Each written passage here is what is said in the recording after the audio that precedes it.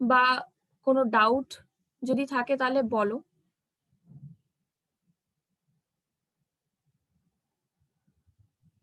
আমার ক্লিয়ার আছে।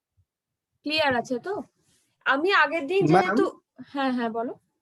বলছি যদি আর্কিওলজিক্যাল অ্যানথ্রোপোলজি হুম হুম সরি ইথনোগ্রাফিক্যাল ওটা দেয়, ঠিক আছে? হুম হুম তো সেটা যদি শর্ট নোটসের আকারে দেয়, বা যদি ধরুন শর্ট নোটসের আকারে দিলে কি আমরা যতগুলো মেথড আছে সেটাকে কি মানে প্রতিটা লিখে সেটাকে কি হালকা হালকা লিখে যাব?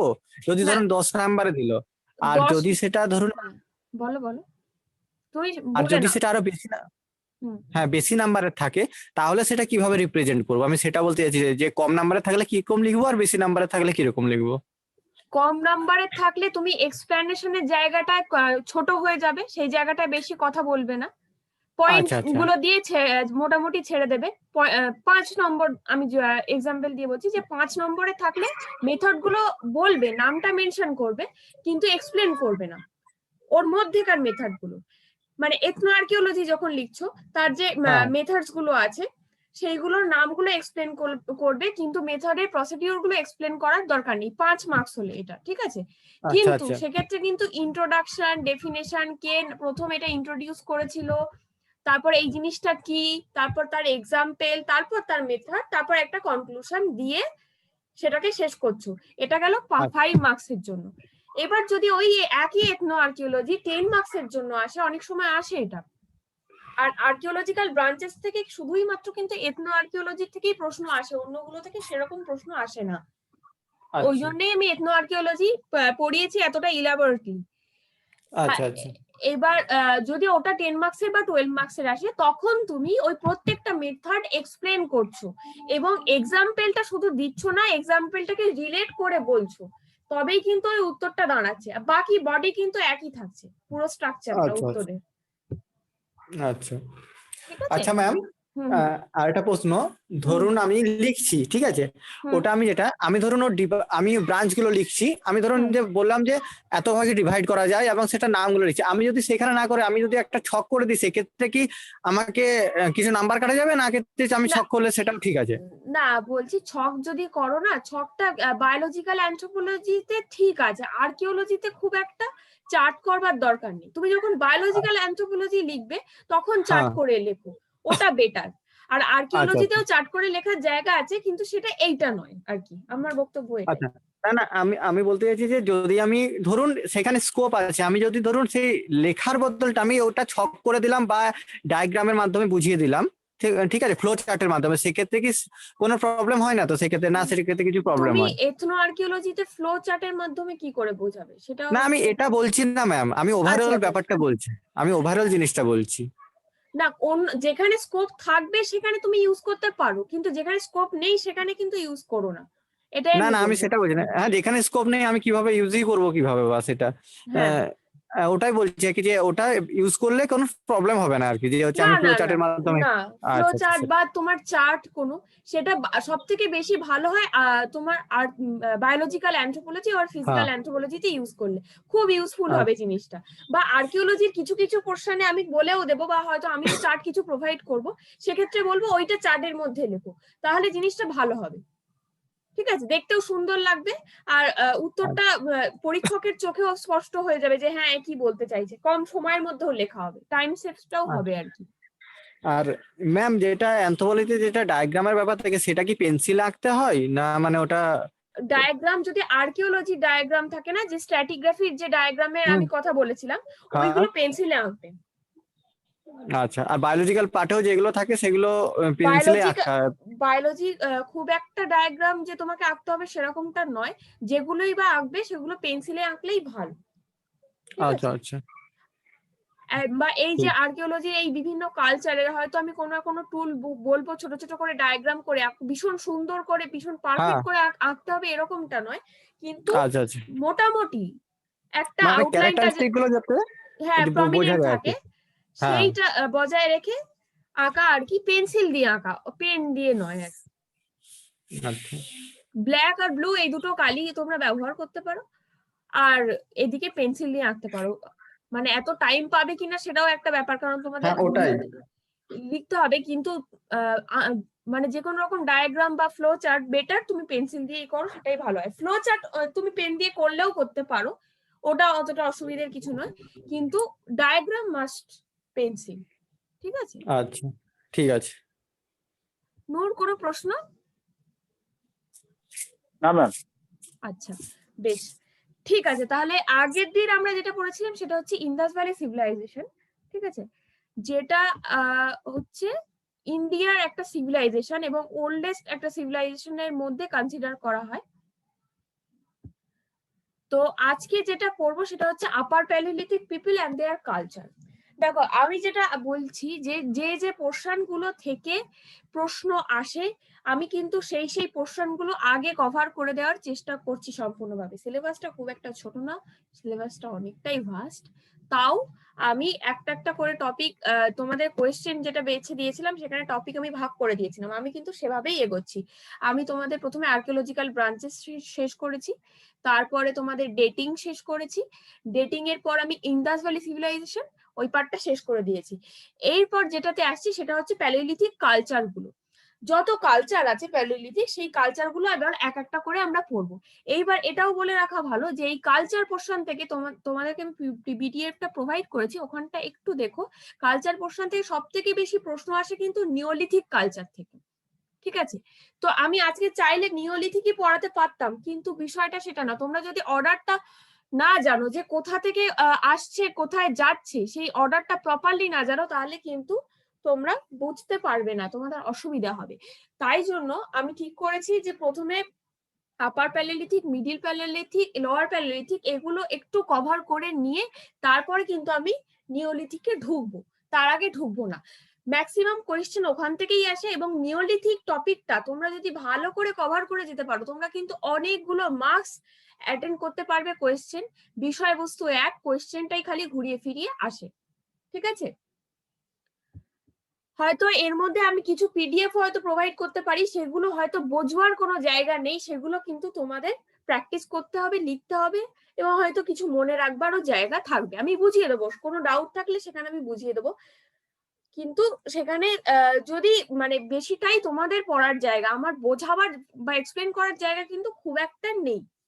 ঠিক আছে, নিওলিথিক, মেসোলিথিক, আপার প্যালিওলিথিক, লোয়ার প্যালিওলিথিক বা মিডিল প্যালিওলিথিক যাই হোক না কেন, তো এই এই এই যে কালচার গুলো, এই কালচার গুলোর কি হয়, বিভিন্ন সাইট থাকে, বিভিন্ন সাইটে এই কালচার গুলোর এভিডেন্সেস পাওয়া যায়। সেই এভিডেন্সেস গুলোর থেকেই কিন্তু মানে সেই কালচার সাইট গুলো থেকেই প্রশ্ন আসে। হয়তো শর্ট নোট এলো যে দাউজালি হাদিং সম্পর্কে কিছু লেখো, বা শর্ট নোট এলো যে কোনো একটা বীরবাহানপুর সাইট সম্পর্কে লেখো। এই যে বিভিন্ন সাইট, এই সাইট গুলো সম্পর্কে ম্যাক্সিমামটাই শর্ট নোট আসে। ঠিক আছে, কালচার সম্পর্কে ডিটেলে খুব একটা কোয়েশ্চেন আসে না। কোয়েশ্চেন নিয়ে আমি যেদিনকে ডিসকাস করেছিলাম সেদিনকে তোমাদের আমি বলেছিলাম যে কালচারের মধ্যে এই ব্যাপারগুলো আসে। তোমরা কোয়েশ্চেন গুলো কিন্তু একটু ফলো করো, আমি যেভাবে পড়াচ্ছি, যে যে চ্যাপ্টার গুলো শেষ করে দিচ্ছি, সেই চ্যাপ্টার রিলেটেড কোয়েশ্চেন গুলো কিন্তু তোমরা একটু রিলেট করে পড়ো। আর এরপর আমি তোমাদের কিন্তু হ্যাঁ বলো। বলছি আপনার যে যে কোশ্চেনের পিডিএফটা আছে ওটা একটু প্রোভাইড করলে ভালো হয়। হ্যাঁ, ওটা তো আমি পাঠিয়ে দিয়েছিলাম। কই ম্যাম, ওটা গ্রুপে তো গ্রুপেই পাঠিয়ে দিয়েছিলাম, তুমি গ্রুপটা একটু চেক করো, যদি না পাও আবার আমাকে বলো, আমি আবার পাঠিয়ে দেবো, কিন্তু গ্রুপে কিন্তু পাঠানো আমি আছে। আচ্ছা আচ্ছা, ঠিক আছে, আমি খুঁজলাম পেলাম না আসলে। আমি ঠিক আছে, আমি আরেকবার চেক করব। হ্যাঁ তুমি একবার চেক করো।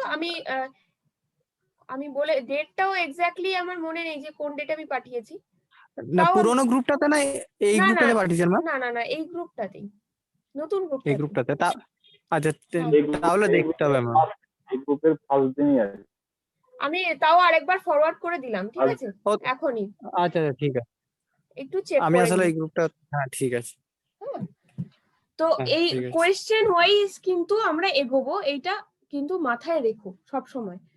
ঠিক আছে, তো আজকের যেটা বিষয় হচ্ছে upper palaeolithic people and their culture. এই যে কালচার গুলো আছে, সব কালচার গুলো কালচার কেন, সেখানে মানুষ রিলেটেড আছে বলেই তো কালচার। কালচার তো তাছাড়া থাকতে পারে না। প্রত্যেকটা সময়কে এই যে ক্রোনোলজি অনুযায়ী পিরিয়ড গুলোকে ভাগ করা হয়েছে। প্রথমটা হচ্ছে লোয়ার প্যালিওলিথিক, তারপরে হচ্ছে মিডিল প্যালিওলিথিক, তারপর আপার প্যালিওলিথিক, নিওলিথিক, মেসোলিথিক, তারপর আয়রন এজ, ব্রোঞ্জ এজ, এইভাবে কিন্তু চলেছে পুরো বিষয়টা। ঠিক আছে, তো মানুষ আপার প্যালিলিথিক পিরিয়ডে মানুষের অবস্থানটা কিরকম ছিল এবং মানুষ কি ধরনের সেখানে সেই প্রোগ্রেশনটা হয়েছিল, কি ধরনের তাদের কালচার ছিল, লাইফস্টাইল প্যাটার্নটা কি ছিল, বা কোন কোন সাইডে আপার প্যালিলিথিক কালচার দেখা গেছে, সেই সব বিষয়গুলো নিয়ে আজকে ডিসকাশন হবে। তো আপার প্যালিলিথিকটা কোন সময়, মানে কোন সময় মোটামুটি আপার প্যালিলিথিকটা এসেছিল, কখন আসছে? তখন মডার্ন হিউম্যান বিইংও তখন ধীরে ধীরে অ্যানাটমিক্যালি ডেভেলপ করছে, তারা মডার্ন হিউম্যান বিইং এর দিকে যাচ্ছে, মানে হোমো স্যাপিয়েন্স স্যাপিয়েন্স এই স্ট্যাটাসটার দিকে তারা অগ্রসর হচ্ছে, এরকম একটা সময়। তখন কন্টেম্পোরারি কিন্তু নিয়ান্দারথাল পিপলরাও ছিল কন্টেম্পোরারি। তখন নিয়ান্দারথাল পিপলরা কোন পিরিয়ডে? মুস্তেরিয়ান পিরিয়ডে। মুস্তেরিয়ান পিরিয়ডটা কোন সময়কে নির্দেশ করছে? সেটা কিন্তু মিডিল প্যালিওলিথিককে নির্দেশ করছে। তাহলে মিডিল প্যালিওলিথিকটা শেষ হচ্ছে, তারপর কিন্তু আপার প্যালিওলিথিক ধীরে ধীরে আসছে। তখন হিউম্যান এভিডেন্সেস গুলো কিন্তু মানে মডার্ন হিউম্যান, অ্যানাটমিক্যালি তারা মডার্ন, তারা ইমপ্রুভ করছে। সেই টাইম পিরিয়ডটাই হচ্ছে আপার প্যালিওলিথিক পিরিয়ড। এবং সেটা আজ থেকে প্রায় 45,000 বছর আগের একটা ঘটনা, যখন এই ধরনের মানুষের একটা পরিবর্তন দেখা যাচ্ছিল, তাদের এক্সপ্রেশনের পরিবর্তন দেখা যাচ্ছিল, তাদের সোশ্যাল রিলেশনের পরিবর্তন দেখা যাচ্ছিল, সিম্বলিজমের ডেভেলপমেন্ট দেখা যাচ্ছিল, তাদের এক্সপ্রেশন, কমিউনিকেশন, ল্যাঙ্গুয়েজের দিকে তারা এগিয়ে যাচ্ছিল। মানে পরিবর্তন, একটা হিউজ পরিবর্তন কিন্তু এই সময় দেখা যাচ্ছিল। ঠিক আছে, এবার আপার প্যালিওলিথিকের সাথে কিন্তু খুব রিলেটেড ম্যান গুলো, যে এই যে ম্যান গুলোর কথা হচ্ছে এখানে, সেই ম্যান গুলো কিন্তু আমরা আবার আলাদা করে পড়বো। সেগুলো প্যালিও অ্যানথ্রোপোলজির মধ্যে আমরা আলাদা আলাদা করে যখন ম্যান পড়বো, তখন এদের নাম এদের নিয়ে ডিটেলসে আরো আলোচনা হবে, যেরকম ক্রোম্যাগনন, গ্রিমালডি, চ্যান্সলেট, এদের আলাদা আলাদা করে আলোচনা করতে হবে, এবং এদের যে অ্যানাটমিক্যাল চেঞ্জেস গুলো, ফিচার্স গুলো সবই আমাদের জানতে হবে এবং পড়তে হবে। কিন্তু আপার প্যালিওলিথিকের মূল ফিচার্স, ম্যাম, হ্যাঁ বলো। হ্যাঁ স্যার, বলছি সিম্বলিজম যে কথাটা বললেন ওটার অ্যাকচুয়াল মিনিংটা কি? সিম্বলিজম বলতে আমি একবার তোমাদের বলেছিলাম যে ধরো কোনো একটা রিচুয়াল পারফরমেন্স হচ্ছে, সেখানে হ্যাঁ। আমরা কোনো একটা অ্যাক্টিভিটি করছি, সেই অ্যাক্টিভিটির পিছনে কিন্তু আমাদের একটা কারণ আছে, সেই অ্যাক্টিভিটিটা যেটা আমরা করছি সেটা কিন্তু সিম্বলিক বিহেভিয়ার। ধরো কোনো আচ্ছা। বিবাহিত হিন্দু বাঙালি মহিলা, তারা সিঁদুর পরেন, সিঁদুর পরলে আমরা জানতে পারছি তিনি বিবাহিতা, তাই তো? তাহলে এটা একটা সিম্বলিক ক্যারেক্টার বহন করছে, তা এটাকে আমরা সিম্বলিজম বলছি। আচ্ছা আচ্ছা, যখনই এটাই। দেখছি আচ্ছা এইটা হচ্ছে সেন্সটা, তুমি অ্যাবস্ট্রাক্ট আচ্ছা সেন্সটাকে ক্যাচ করবার চেষ্টা করো, যে আমি বক্তব্যটা কি, মানে আচ্ছা যখন দেখছি সে তার মাথায় সিঁদুর আছে, তার মানে আমরা ধরে নিচ্ছি, তাকে কিন্তু প্রশ্ন করছি না যে সে বিবাহিত কি বিবাহিত নয়, তখন আমরা জেনেই যাচ্ছি যে তিনি বিবাহিতা। এটা কিন্তু সিম্বলিক ক্যারেক্টার। এই এক্সপ্রেশন গুলো, এই বিহেভিয়ার গুলোর মধ্যে উন্নতি দেখতে পাওয়া গেছিল এই টাইমটা। তখন তাদের একটা হিউজ পরিবর্তন আসছিল মিডিল প্যালিওলিথিক টু আপার প্যালিওলিথিক, এই ট্রানজিশন পিরিয়ডটা। ঠিক আছে, এটা কিন্তু সব জিওলজিক্যাল এপকটা কিন্তু প্লিস্টোসিন, এটাও মাথায় রাখতে হবে। তোমাদের জিওলজিক্যাল স্কেল সম্পর্কে কি কোনো ধারণা আছে, বা জিওলজিক্যাল এপক সম্পর্কে কোনো ধারণা আছে? ক্লিয়ার ধারণা নেই আমার আপাতত। নূর, কোনো ধারণা? না ম্যাম, পুরো ক্লিয়ার নেই, টাইম পিরিয়ড শুধু। আচ্ছা, মানে তোমরা কি জানো কোনটা আগে কোনটা পরে, এইটা জানা নেই বলতে নাকি? না, জানা কোনটা আগে কোনটা পরে বলতে? মানে জিওলজিক্যাল এপক কোনটা আগে, প্লিস্টোসিন, প্লায়োসিন, মায়োসিন, না না, এইটা বলছি। ওটা ওটা ওটা মোটামুটি ইয়ে আছে, ঠিক আছে, ওটা ঠিক আছে, ওটা জানি, কিন্তু এর ভেতরের এগুলো জানি না কিছু। ঠিক আছে, মানে হচ্ছে যে আচ্ছা ডিটেলস যদি বলেন সেটা জানি না, যে স্কেলটা বলেন সেটা ডিটেলস যদি বলেন, যে কোন কোন পরে এসছে সেটা বুঝতে পারছি। আচ্ছা, মানে সেই স্কেলটা সম্পর্কে অন্তত এইটুকু জানো যে অর্ডারটা কি আছে, পর পর পর পর, এইটা আচ্ছা জানাটা কিন্তু দরকার আছে। জিওলজিক্যাল স্কেল, অনেক সময় জিওলজিক্যাল স্কেল নিয়ে শর্ট নোট আসে, কিন্তু খুবই কম আসে। বিসিএস এ খুব একটা জিওলজিক্যাল স্কেল নিয়ে অত কোয়েশ্চেন আসে না। তাও তোমাদের এই পিরিয়ডটা মাথায় রাখতে হবে। কেন মাথায় রাখতে হবে? যে তোমরা এই পিরিয়ডটার সাথে রিলেট করেই কিন্তু এইগুলো সমস্ত পড়তে হবে। সমস্ত কালচার গুলো যখন তোমরা লিখবে, তখন তাদের কিন্তু জিওলজিক্যাল এপকটা মেনশন তোমাদের অবশ্যই করতে হবে। ওটা কিন্তু মার্কস ক্যারি করে, ঠিক আছে। ওটা বলে দিন না, ওটা গুলিয়ে যায় বারবার। এটা হচ্ছে প্লিস্টোসিন জিওলজিক্যাল এপকের মধ্যে এগুলো হচ্ছে, ঠিক আছে। আর হিউম্যান, মডার্ন হিউম্যান, এগুলো হচ্ছে হলোসিন, হলোসিনে চলে আসছে সমস্ত। যখন ম্যান গুলো আমি পড়াবো তখন তোমাদের এইগুলো মেনশন করে করেই পড়াবো। এখানে যেমন আবার প্যালিওলিথিক কালচার তোমাদের বলছি, সেখানে যেরকম বলে দিচ্ছি এটা প্লিস্টোসিন জিওলজিক্যাল এপকের মধ্যে পড়ছে, সেরকম আমি যখন তোমাদের পড়াবো, মডার্ন যেগুলো আছে আর কি, ম্যানস গুলো আছে সেগুলো পড়াবো, সেগুলো তখনকার সময় তার কন্টেম্পোরারি পিরিয়ড গুলো আমি মেনশন করে দেবো। আর আমি চেষ্টা করছি একটা স্কেলের আলাদা করে প্রোভাইড করার, তোমাদের কোনো মেটেরিয়াল বা কিছু একটা প্রোভাইড করার, যাতে ওটা ক্লিয়ার থাকে কনসেপশনটা, ঠিক আছে। আচ্ছা, তো এই ছিল মানে ওভারঅল একটা আপার প্যালিওলিথিক পিরিয়ডের টাইমের জায়গাটা, বা কি কি পরিবর্তন এসেছিল সেই জায়গাটা, ক্যাপাবিলিটিস এর কি কি পরিবর্তন এসেছিল, পপুলেশনের কি কি পরিবর্তন এসেছিল, সেই সেই সেই জায়গাগুলো হচ্ছে এইটা। তো এখানে অথার কে ছিল, অথার বলতে বোঝাচ্ছে সেই টাইম পিরিয়ডের মধ্যে কোন কোন মানুষ বাস করতো, মানে কোন কোন টাইপ বাস করতো, ক্রোম্যাগনন, গ্রিমাল্ডি, চান্সেলেট এন্ড আদার্স। এরা কিন্তু সেই টাইমের স্বাক্ষর, যেটা বলা যেতে পারে। আচ্ছা, দেখো আপার প্যালিওলিথিক কালচার যে শুধু ভারতবর্ষে হয়েছে এরকম তো না, এটা তো সারা পৃথিবী জুড়ে হয়েছে। এই যে ভাগ করা সিস্টেমটা, লোয়ার প্যালিওলিথিক, মিডিল প্যালিওলিথিক, আপার প্যালিওলিথিক বা নিওলিথিক, মেসোলিথিক, এই যে ভাগ করা সিস্টেমটা, এটা কিন্তু বেসিক্যালি ইউরোপ থেকেই আসে। ইউরোপের প্যাটার্ন অনুযায়ী ফলো করেই কিন্তু এটা করা হয়। ইন্ডিয়ায় অ্যাজ সাচ আপার প্যালিওলিথিক বা মিডিল বা লোয়ার, এগুলো খুব আলাদা আলাদা করে খুব একটা পাওয়া যায় না। বিশেষত আপার আর মিডিলটা তো খুবই ওভারল্যাপ করে যায়, আর লোয়ারটা তাও আলাদা করে দেখতে পাওয়া যায়, ঠিক আছে। তো এই যে রিজিয়ন গুলোতে সারা বিশ্বে আপার প্যালিওলিথিক কালচার দেখা গেছিল, এবং প্রত্যেকটা কালচারে আমি আলাদা আলাদা করে নাম এখানে মেনশন করে দিয়েছি। তোমার সেন্ট্রাল এন্ড সাউথ আফ্রিকায় যে যে জায়গাগুলোতে দেখা গেছিল, রিজিয়ন গুলোতে, বেসিক্যালি এখানে কিন্তু রিজিয়ন ওয়াইজ করা আছে, ঠিক আছে। সেইগুলো আলাদা আলাদা করে এখানে জাস্ট মেনশন করা আছে, এইগুলো তোমরা চাইলে মাথায় রাখতে পারো। কিন্তু আমার মনে হয় ইন্ডিয়ার দিকে ফোকাস করাটাই বেটার, তোমাদের ইউরোপের দিকে অতটা ফোকাস না করলেও চলবে। কিন্তু এটা মাথায় রাখবে যে ইউরোপিয়ান সিস্টেম অনুযায়ী কিন্তু এই ভাগগুলো করা হয়, এই ডিভিশন গুলো করা হয়। এই যে upper palaeolithic, lower palaeolithic, middle palaeolithic যাই বলো না কেন, এই প্যাটার্নটা কিন্তু ইউরোপিয়ান প্যাটার্ন অনুযায়ী হয়। আচ্ছা, মানে আপার প্যালিওলিথিক যে টাইমটা, এই টাইমটা খুব একটা রেভলিউশনারি পিরিয়ড বলেই কনসিডার করা হয়। যদিও এই নিওলিথিক তোমরা যখন পড়বে তখন নিওলিথিক রেভলিউশন এই টার্মটা ভীষণভাবে পাবে। মানে নিওলিথিকের সময় একটা হিউজ পরিবর্তন এসেছিল, হিউজ পরিবর্তন এসেছিল। কিন্তু এটা তার আগের সময়, মানে নিওলিথিক পিরিয়ডের কিছু আগের সময় কিন্তু আপার প্যালিওলিথিক, ঠিক আছে। তো আপার প্যালিওলিথিকের সময় বলা যায় রিভলিউশনটা এসেছিল। দেখো আমি একটা কথা বারবার বলি, এই যে অনেক সময় ওভারল্যাপ করে যায় কিছু কিছু পোর্শন, এইখানেও কিন্তু সেই ব্যাপারটা আছে, একটা ওভারল্যাপিং এর ব্যাপার, ঠিক আছে। এইখানেও একটা মোটামুটি ব্রড ডেট দিয়ে দেওয়া আছে, 50,000 টু 10,000 ইয়ার্স এগো, এই একটা ব্রড রেঞ্জ দিয়ে দেওয়া আছে আপার প্যালিওলিথিক পিরিয়ডে, ঠিক আছে।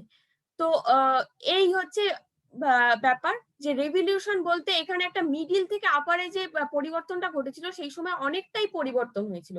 মানে মানুষের পপুলেশন জনিত বলো, বা মানুষের বিহেভিয়ার জনিত বলো, বা ল্যাঙ্গুয়েজ জনিত বলো, তাদের কমিউনিকেশনের জায়গাটা অনেক বেশি স্মুথ হয়েছিল আগের থেকে। টুল টেকনোলজি, আপার প্যালিওলিথিকের টুল টেকনোলজি, এখানে একটা তোমরা ছবি দেখতে পাচ্ছ। তোমরা যখন লোয়ার প্যালিওলিথিক পড়বে তখন পরিবর্তনটা আরো ভালো করে বুঝতে পারবে, যে যত দিন যাচ্ছিল, যত উন্নত হচ্ছিল সবকিছু, পুরো ব্যবস্থাটা, তত কিন্তু টুল অনেক বেশি প্রিসাইজ হয়ে যাচ্ছিল, অনেক বেশি শার্প হয়ে যাচ্ছিল, অনেক বেশি থিন হয়ে যাচ্ছিল। এখানে ব্লেড তুমি দেখতে পারবে, পয়েন্ট তুমি দেখতে পারবে, অনেক বেশি ছোট ছোট টুল দেখতে পারবে। মানে গ্রিপের প্যাটার্নে কিন্তু মানুষের পরিবর্তন আসছিল। প্রথমে মানুষ এত বড় একটা জিনিস ব্যবহার করতো একটা কিছু কাজ করবার জন্য বা শিকার করবার জন্য, পরে হয়তো একটা সরু ব্লেড ব্যবহার করে। এখানে দেখো, এখানে একটা সরু, এখানে একটা ব্লেড আছে, পয়েন্ট আছে, এখানে বিভিন্ন রকম ইনস্ট্রুমেন্টস আছে যেগুলো ব্যবহার করা হতো বিভিন্ন রকম হান্টিং ইমপ্লিমেন্ট হিসেবে, বা রেগুলার ইউজের জন্য বিভিন্ন পারপাসে এটা কিন্তু ইউজ করা হতো। ব্লেড টেকনোলজিটা আপার প্যালিওলিথিকের পিরিয়ডে একটা ভীষণ সিগনিফিকেন্ট টেকনোলজি, যেটা হান্টার গ্যাদারারদের খুবই কাজে লাগতো, মানে ভীষণ ভাবেই ওরা ইউজ করতো রেগুলার তাদের যে বিভিন্ন হান্টিং ইমপ্লিমেন্ট গুলো আছে সেইগুলোকে তৈরি করবার জন্য তারা এই ব্লেড টেকনোলজিটাকে কিন্তু ব্যবহার করতো। তারা নাইফস তৈরি করতো, স্ক্র্যাপার, ভ্যারাইটি স্ক্র্যাপার পাওয়া গেছিল কিন্তু আপার প্যালিওলিথিক পিরিয়ডে। আর গ্রেভার্স তৈরি করতো, মানে এইগুলো মানে কিন্তু ব্লেড টেকনোলজিটা ভীষণ ইম্পর্টেন্ট, এবং ব্লেড ইটসেলফ টুলের অনেক ভ্যারিয়েশন দেখতে পাওয়া গেছিল আপার প্যালিওলিথিক পিরিয়ডে। এখানে একটা ওই ডায়াগ্রামের মাধ্যমে পুরো প্রসেসটা, ব্লেড টেকনোলজির প্রসেসটা বোঝানো আছে। এটা অতটা ইম্পর্টেন্ট নয়। এটা হচ্ছে একটা সুইস আর্মি নাইফ, তার একটা ফটো। তো তোমাদের মূল বিষয়টা হচ্ছে আপার প্যালিওলিথিকের সিগনিফিকেন্ট জিনিসগুলো তোমাদেরকে জানতে হবে। কোনো সময় যদি আপার প্যালিওলিথিক সম্পর্কে কোনো প্রশ্ন আসে, আপার প্যালিওলিথিক কালচার মেনশন করা নেই, ইউরোপ বা ইন্ডিয়া কোনোটা মেনশন করা নেই, তখন কিন্তু তোমাদের এই জিনিসগুলো লিখতে হবে। মানে সেই সময় টুল টেকনোলজিটা কি ছিল প্রথমেই লিখবে, তার টাইম পিরিয়ডটা কি ছিল, ক্রোনোলজিটা। তারপরে লিখবে এই সময় কোন কোন ম্যান দেখতে পাওয়া গেছিল, অর্থাৎ অথার্স কোন কোন দেখতে পাওয়া গেছিল, কোন এপক, জিওলজিক্যাল এপকে এই আপার প্যালিওলিথিক এক্সিস্ট করতো সেটা লিখবে। তারপর চলে আসবে টুল টেকনোলজিতে, টুল টেকনোলজির আন্ডারে এই পয়েন্টগুলো কিন্তু যাবে। কিন্তু এই যে স্ট্রাকচারটা বলছি, এই যে কোনো কালচার আসুক, আপার আসুক, লোয়ার আসুক, মিডিল আসুক, যে কোনো কালচারের ক্ষেত্রে কিন্তু তোমরা এই স্টেপস গুলো মেনটেন করবে। আচ্ছা, এই দেখো এখানে এই যে মানে কিভাবে যে প্রসেসটা হতো বা আপার প্যালিওলিথিক, মানে আমরা যে লোয়ার প্যালিওলিথিক টাইম থেকে যে পরিবর্তনটা হচ্ছে সেই পরিবর্তনটা আমি বলবার চেষ্টা করছি, সেটা এখানে একটা ডায়াগ্রামের মাধ্যমে দেখানো আছে। এই ডায়াগ্রামে দেখছো তোমরা একটা একটা পাথরই বলা যেতে পারে এটা, ঠিক আছে, একটা ফ্লিন্ট। সেই ফ্লিন্টটা লোয়ার প্যালিওলিথিক পিরিয়ডে এখানে কটা দেখো, এখানে আছে কটা, কি বলবো, মার্কস। এখানে দেখো চেঞ্জেস হচ্ছে, এই চেঞ্জেস গুলো কিন্তু হচ্ছে, এই ফ্লিন্ট থেকে এই চেঞ্জেস গুলো হচ্ছে। যখন আবার এটা হোমো ইরেক্টাসের পর্যায়ে চলে আসছে, মানে মিডিল প্যালিওলিথিকের, লোয়ার প্যালিওলিথিক থেকে মিডিল প্যালিওলিথিকের দিকে যাচ্ছে এই পুরো ব্যাপারটা, তখন দেখো আরো এখানে হয়ে গেছে, আরো হয়ে গেছে। মানে এটা তখন ওয়ার্কিং এজটা, এটাকে ওয়ার্কিং এজ বলে, কোন একটা টুলের ওয়ার্কিং এজ হচ্ছে এইটা, এই পোর্শনটা পুরোটা। এই ওয়ার্কিং এজ এর মধ্যে কিন্তু আরো খাঁচ খাঁচ খাঁচ খাঁচ খাঁচ দেখা যাচ্ছে। তাতে কি হবে, এটা কম পরিশ্রমে বেশি জিনিস কাট করা যাবে, তাই জন্য কিন্তু ওয়ার্কিং এজ বেড়ে গেল। তার মানে উন্নত হচ্ছে, মানুষের সেন্সটা আরো গভীর হচ্ছে একটা টুল মেকিং সম্পর্কে। আবার যখন মুস্তেরিয়ান পিরিয়ড অর্থাৎ মিডিল প্যালিওলিথিক পিরিয়ড, তখন কিন্তু আরো পরিবর্তন হয়ে যাচ্ছে। দেখো কত পাতলা হয়ে গেছে টুলগুলো, কতটা পাতলা হয়ে গেছে, আর প্রত্যেকটা টুলে খাঁচ খাঁচ খাঁচ খাঁচ খাঁচ কত বেড়ে গেছে, মানে কাটিং এজের গুলোর পরিবর্তন দেখা যাচ্ছে। আর যখন এটা আপার প্যালিওলিথিকে আসছে তখন দেখো কতটা পরিবর্তন হয়ে গেছে। তো এইভাবে চেঞ্জেস গুলো আসছে টুল টেকনোলজির মধ্যে। দিন যত যাচ্ছে সেই টেকনোলজিটা ডেভেলপ করছে, তত মানুষ কম পরিশ্রমে কম সময়ে বেশি পারপাস সার্ভ করতে পারছে, তাদের এই সেন্সটা তৈরি হচ্ছে। তো এটা হচ্ছে একটা টুল ডেভেলপমেন্টের একটা ডায়াগ্রাম বেসিক্যালি।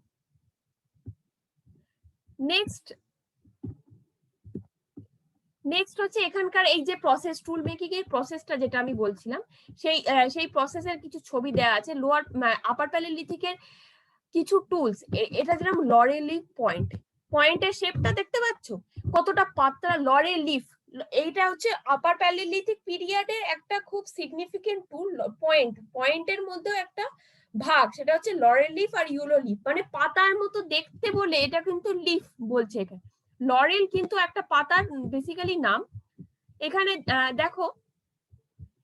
দেখো টুলটা পুরো পাতার মতো, শেপটা দেখো পুরো পাতার মতো। এটা হচ্ছে তার ডরসাল পার্ট, এটা হচ্ছে ভেন্ট্রাল পার্ট নয়, এটা হচ্ছে তার ক্রস সেকশনের জায়গাটা আর কি, মানে যেটা বলবো আর কি, কি বলবো, থিকনেসের জায়গাটা, থিকনেসটা কত কম দেখো, এখানে থিকনেসটা দেখো কতটা কম, আর থিকনেস কত কম, আর গ্রিপটা দেখো, গ্রিপের কত পরিবর্তন হচ্ছে, মানে মানুষের থট প্রসেসটার কত পরিবর্তন হচ্ছে। এটা হচ্ছে সলিটেরিয়ান পয়েন্ট, মানে সলিটেরিয়ানটা কি, সলিটেরিয়ানটা হচ্ছে আপার প্যালিওলিথিকের একটা সাব পিরিয়ডের মধ্যে পড়ছে, তার সেই টাইমের একটা টুল। এটা হচ্ছে লরেল লিফ পয়েন্ট বা উইলো লিফ পয়েন্ট, সিমিলার, কিন্তু পাতার মতো দেখতে এবং ততটাই পাতলা জিনিসটা, আর গ্রিপটা ততটাই সুন্দর। এটা দেখো বিউরিনস আছে, এখানে একটা টাইপের বেল্ট আছে, ব্লেড আছে, এটা হচ্ছে স্ক্রেপার আছে, এটা হচ্ছে বিভিন্ন টাইপের স্ক্রেপারও কিন্তু এই টাইমে দেখা গেছিল, ঠিক আছে।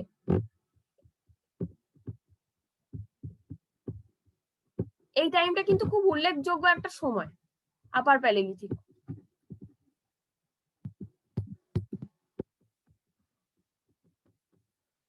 আচ্ছা, আপার প্যালিওলিথিকের আরেকটা বিষয় হচ্ছে বোন টুল। বোন টুলও ভীষণ significant features of upper palaeolithic. আমি বারবারই বলছি, টুল টেকনোলজি যখন তোমরা বলবে ব্রড কোয়েশ্চেনের জন্য, তখন কিন্তু এই পয়েন্টস গুলো মেনশন করতে হবে। আর শুধু মেনশন করলে হবে না, পাশে যে আমি ছবিগুলো দিয়েছি এইগুলো জাস্ট লাইট পেন্সিল দিয়ে ছোট ছোট করে একটা করে ডায়াগ্রাম কিন্তু প্রোভাইড করতে হবে, আর তলায় নামগুলো লিখবে যে কোন পিরিয়ডে বা কি বা টুলটার নাম কি আছে সেগুলো কিন্তু লিখবে। এইটা দেখো স্পিয়ার থ্রোয়ার, কোনো একটা জিনিস, কোনো একটা পয়েন্ট বা কিছু এইখানে সেটাকে বাঁধিয়ে সেইটাকে দড়ি দিয়ে বেঁধে সেটাকে থ্রো করা হচ্ছে, তাই এটা হচ্ছে স্পিয়ার থ্রোয়ার। এটা একটা হাইপোথেটিক্যাল ড্রয়িং। এখানে একটা পয়েন্টস আছে, বোন পয়েন্টস, এগুলো কিন্তু সব বোন দিয়ে তৈরি। আপার প্যালিওলিথিক খুব সিগনিফিকেন্ট পয়েন্ট হচ্ছে বোন টুলস। এখানে প্রচুর বোন টুলস এর এভিডেন্স পাওয়া যায় আপার প্যালিওলিথিক পিরিয়ডের আর কি। তো এই সময় হারপুন পাওয়া যায়, পয়েন্টস পাওয়া যায়, ব্যাটন ডিকমেন্টমেন্ট পাওয়া যায়, তো এইগুলো মানে নিডল পাওয়া যায়, তো এইগুলো সমস্ত কিন্তু বোন টুলস। তো এইটা তোমাদের মেনশন করতে হবে, এবং এই ছবিগুলো কিন্তু তার সঙ্গে সঙ্গে পেন্সিল দিয়ে ছোট ছোট করে এঁকে দিতে হবে। Significant changes during this period, মানে সিগনিফিকেন্ট চেঞ্জ আমি যেগুলো বললাম, একটা হচ্ছে ব্লেড টেকনোলজি, সেটা ভীষণ ভাবে ইম্পর্টেন্ট। একটা হচ্ছে বোন টুলের অ্যাপিয়ারেন্স অফ বোন টুল, সেটাও ভীষণ ইম্পর্টেন্ট। আর একটা কমিউনিকেশনের যে জায়গাটা আমি বললাম, যে পার্সোনালি কাউকে আইডেন্টিফাই করছি, কমিউনিকেট করছি, এই জায়গাটা অনেক বেশি স্মুথ হয়ে গেছিল। মানে আজ থেকে 45,000 বছর আগে তুমি ভাবতে পারছো তখন কি আমাদের মতো মডার্ন পিরিয়ডের মতো অবস্থা ছিল?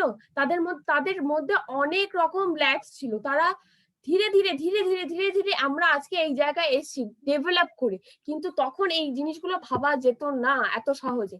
কিন্তু তখন এই চেঞ্জেস গুলো ধীরে ধীরে হয়েছিল, সেই চেঞ্জেস গুলোই কিন্তু আমরা মেনশন করব পিরিয়ডিক্যালি। এবার আমি চলে যাব সেটেলমেন্ট প্যাটার্ন। সেটেলমেন্ট প্যাটার্ন তখন যখন মানুষ ধীরে ধীরে মানুষের পরিবর্তন হচ্ছে, তখন কিন্তু তার মধ্যে একটা সেটেল করার টেন্ডেন্সি আসে। আমি একটা জায়গায় থাকবো, আমার একটা বাসস্থান হবে, এবং সেখান থেকে আমার একটা এগ্রিকালচার হবে, সেখান থেকে আমার একটা সারপ্লাস হবে। এই চিন্তাগুলো কিন্তু মানুষের মধ্যে ধীরে ধীরে ধীরে ধীরে ফর্ম করছিল, কিন্তু তখনও অতটাও ফর্ম করেনি। তখন কিন্তু মানুষ কেভে থাকতো, কেভ পিপলই বলা যেত তাদের, ঠিক আছে। তারা এখানে একটা ডায়াগ্রাম দেয়া হয়েছে, যেটা যেটা আটলান্টিক ওশানের এই রেড মার্ক দেয়া পোর্শনস গুলো, এই জায়গাগুলোতে অবস্থান ছিল বেসিক্যালি মানুষের। তো ফ্রান্সের কিছু সাউথ ওয়েস্ট ফ্রান্সে এই কিছু রিমার্কেবল হাই পয়েন্টস আছে, যেখানে আপার প্যালিওলিথিক পিরিয়ডের প্রচুর এভিডেন্সেস পাওয়া যায়, এবং খুব রেস্ট্রিক্টেড ছিল। মানুষ এই সময় মূলত গুহাবাসেই ছিল। তখন কিন্তু তাদের নিজস্ব সেটেলমেন্ট প্যাটার্ন যে সেন্সটা, সেটা তখনও অতটাও ফুল ফ্লেজেডলি গ্রো করেনি, যেটা নিওলিথিক পিরিয়ডে এসে হিউজ পরিবর্তন এসে গেছিল। কিন্তু তখন তারা কেভ পিপল হিসেবে কনসিডার হতো। তো কারণ সেখানে বিভিন্ন রকম এভিডেন্সও পাওয়া যায় যে কেভের মধ্যে থাকতো, কিন্তু কেভের মধ্যেও যে তারা বিভিন্ন রকমের আর্টের এভিডেন্স পাওয়া গেছে। তারপরে প্ল্যান্টের বিভিন্ন পোলেন এভিডেন্সেস পাওয়া গেছে, অ্যানিমাল বোনস তাদের এভিডেন্স পাওয়া গেছে। এবার আমাদের একটা কথা মাথায় রাখতে হবে, যখন যারা কেভে থাকছে তার মানে মাস্ট বি তারা হান্টার গ্যাদারার, ঠিক আছে। এটা হয় তাদের সাবসিস্টেন্ট প্যাটার্নটা কি, তারা হান্ট করে সেগুলোকে ডিস্ট্রিবিউট করে নিজেদের মধ্যে খেত। এবং তারা হান্ট করলে কি কি হান্ট করতো? ওয়াইল্ড ডগস, রেড ডিয়ার, আইব্যাক্স, উলি রাইনোস, ম্যামথস, এইরকম বিভিন্ন প্রাণী তারা সেই সময় হান্ট করতো, যেগুলো তারা এনভায়রনমেন্টে তখন পেতো, তখনই সেগুলোকে তারা হান্ট করতো, এবং তারা তাদের দৈনন্দিন যে প্রয়োজনটা সেটা মেটাতো। এটাই তার মানে সেই পরিস্থিতিটা তখন এরকম ছিল, এবং হান্টিং ইমপ্লিমেন্টস গুলো যেগুলো এতক্ষণ ধরে আমরা মানে পড়লাম, যে বিভিন্ন টুলস এর টেকনোলজি গুলো তখন কিন্তু আধিক্যটা ওই ব্লেড, স্ক্রেপার, বোন টুল এইসবেরই বেশি ছিল আর কি। তো ফিশিং এরও কিছু ইম্পর্টেন্স এখানে দেখতে পাওয়া যায়, যেটা আইস এজ সম্পর্কে কি তোমাদের কোনো ধারণা আছে? আইস এজটা কি সেটা তোমরা কোনোভাবে জেনেছো কি?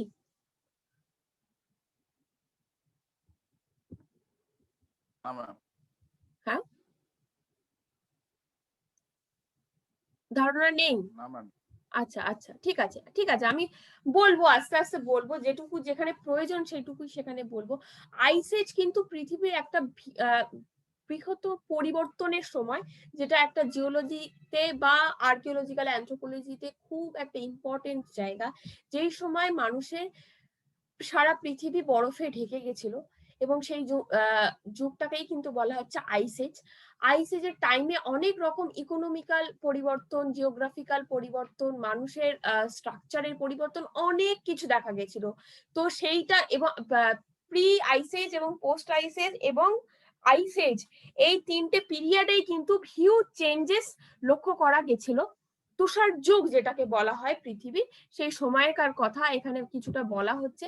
এবং যখন আইস এজ ওভার হয়ে যায়, মানে পোস্ট আইস এজ, সেই টাইমে কিন্তু বরফগুলো গলতে শুরু করে, এবং বরফগুলো যখন গলতে শুরু করে তখন বিভিন্ন জায়গায়, বিভিন্ন পকেটে পকেটে পৃথিবীর বিভিন্ন জায়গায় এরকম জলাশয় তৈরি হয়, এবং সেখানে প্রচুর মাছ কিন্তু দেখতে পাওয়া যায়। এবং সেইটাই এখানে বলা হয়েছে যে এখানে যে হারপুন যে ব্যবহার করা হতো, এগুলো কিন্তু সব fishing implements, hooks, fish hooks, সেটা তৈরি করা হয়েছিল। এগুলো সমস্ত বোন টুলস।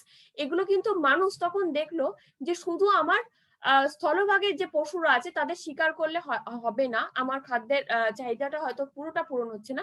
আমার যখন এখানে বিভিন্ন জলাশয় আছে, তখন সেখানে বিভিন্ন মাছও আছে। যখন মাছ আছে তাহলে আমি সেগুলোকে শিকার করতে পারি, এবং সেগুলোকেও আমার খাদ্য হিসেবে ব্যবহার করতে পারি। তখন সেইখান থেকে কিন্তু একটা ফিশিং এর টেন্ডেন্সি দেখা গেল end of the ice age, সেই আইস এজের পরবর্তী সময় ভাগটাতে। তো সেই সময় ভাগটা কিন্তু এই আপার প্যালিওলিথিকের সাথে খুব রিলেটেড একটা সময়। তো তারই কথা এখানে মেনশন করা হয়েছে।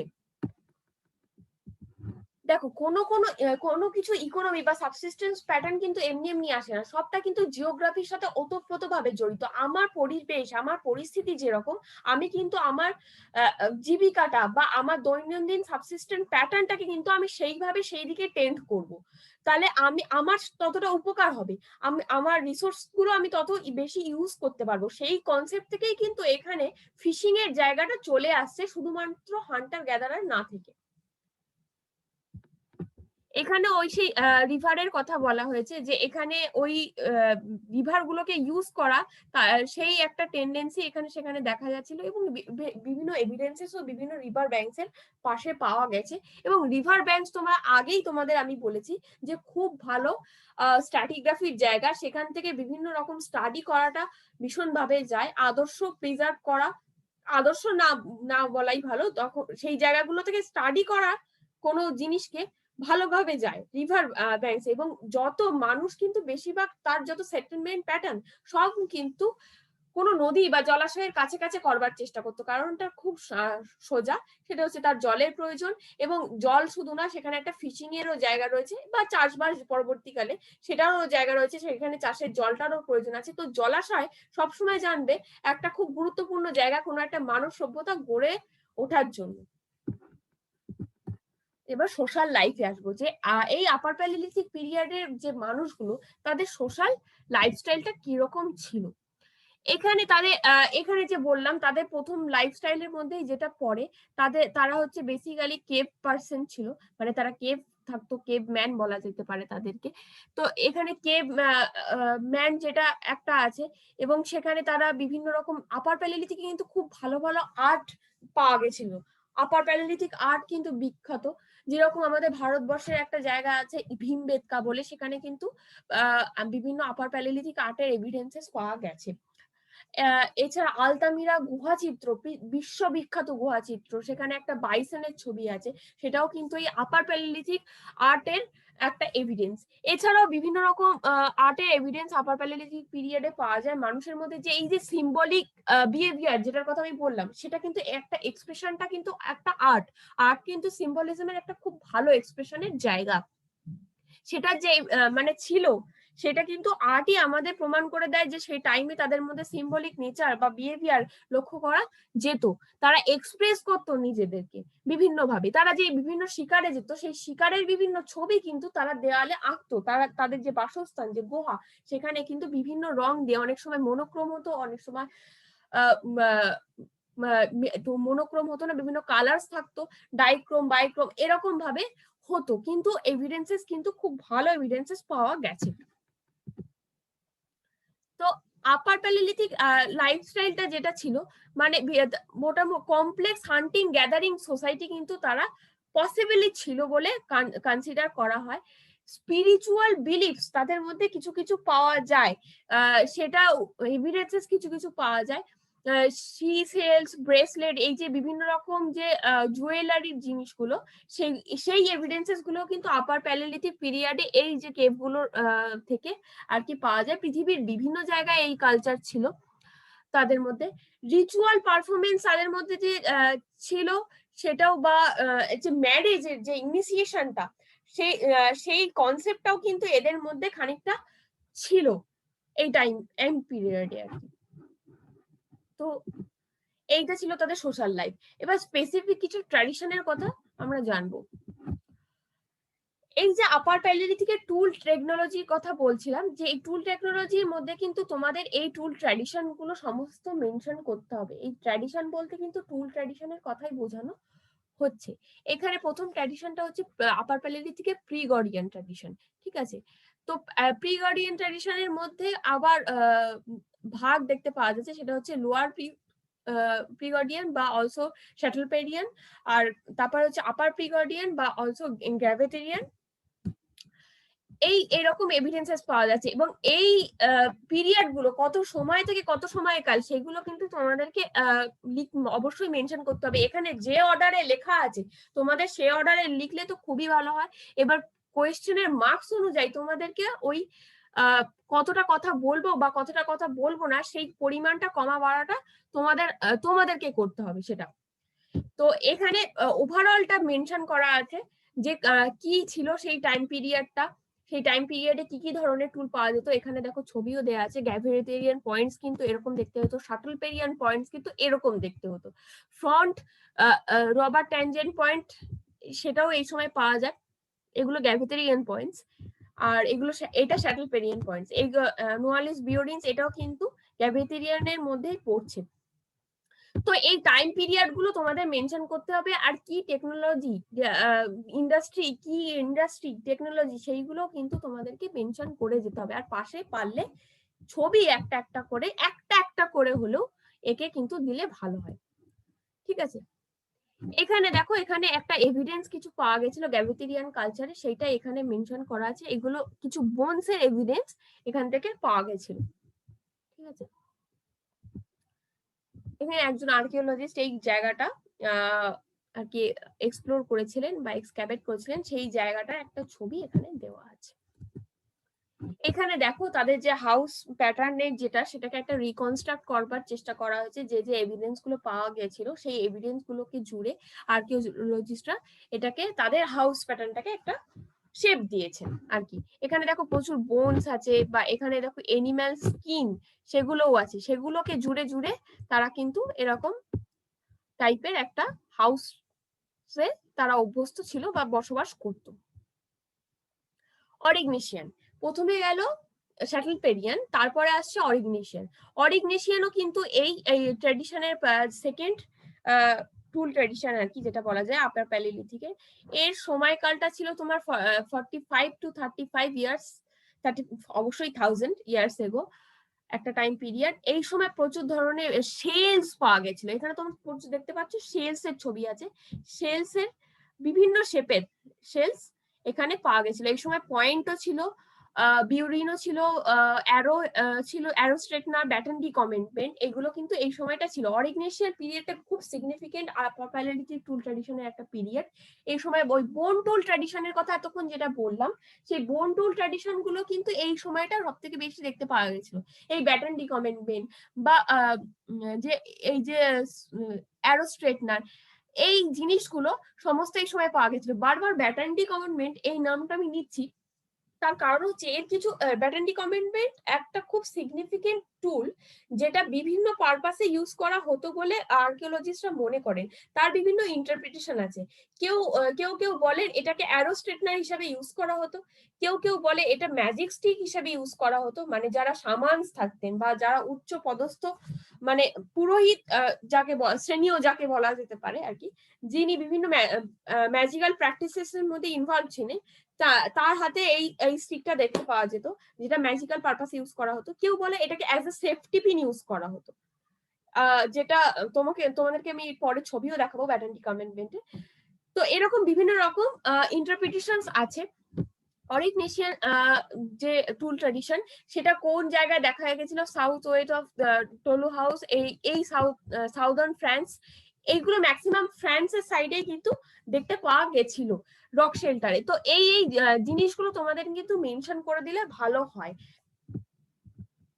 তো এখানে কিছু আর্টিস্টিক এভিডেন্স, এটা আমি যেটা বলছিলাম, সেই যে তোমার কেভের ওয়ালে বিভিন্ন এভিডেন্সেস পাওয়া যায়। তো ক্রোম্যাগনান পিপলরা এই সময়টা অরিগনেশিয়ান যে কালচারটা, সেই অরিগনেশিয়ান পিরিয়ডে এই এভিডেন্সটা পাওয়া গেছিল। এই যে ছবিটা তোমরা দেখতে পাচ্ছ, এভিডেন্সটা পাওয়া গেছিল। এবং এই সময় বিভিন্ন স্কাল্পচারও পাওয়া গেছিল, যেরকম মানে বিভিন্ন জিওমেট্রিক প্যাটার্নে, মানে কোনোটা রম্বস, কোনোটা ট্রায়াঙ্গেল, কোনোটা রেক্ট্যাঙ্গুলার, তো এরকম বিভিন্ন জিওমেট্রিক যে প্যাটার্নস গুলো হয়, সেই প্যাটার্নসে বিভিন্ন স্কাল্পচারও পাওয়া গেছিল, ছোট মিনিয়েচারও পাওয়া গেছিল। এছাড়া তোমার যেটা বলছিলাম, যে এই যে ছবিটা দেখছো, এই ছবিটা কিন্তু একটা সিম্বলিক বিহেভিয়ারের কিন্তু একটা ইন্টারপ্রিটেশন বলা যেতে পারে।